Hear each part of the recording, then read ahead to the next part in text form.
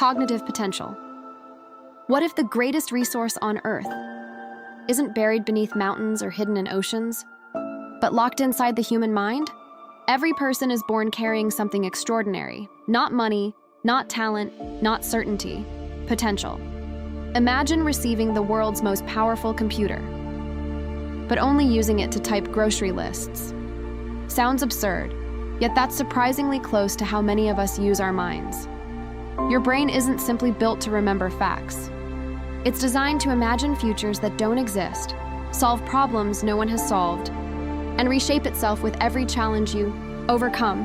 That's cognitive potential. It isn't measured by your grades. It isn't decided by your background, and it isn't fixed the day you're born. Think about a forest.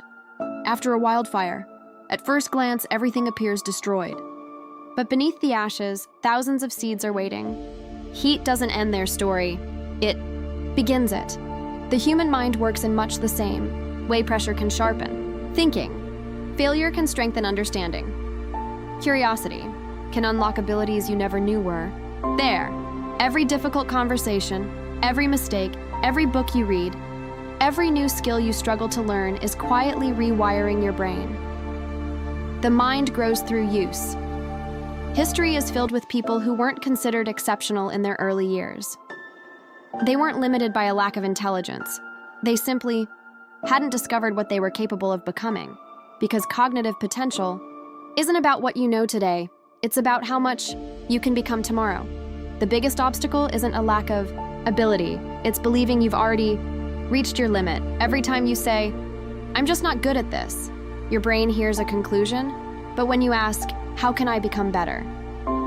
your brain begins searching for answers. One sentence closes doors, the other builds new pathways. Imagine standing before an enormous library where every book is blank.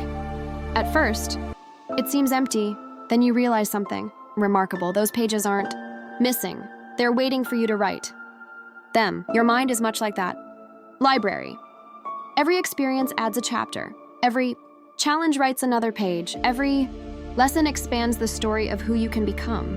The limits you feel today are often not walls, they're horizons. And horizons have one fascinating characteristic: they move every time you move forward.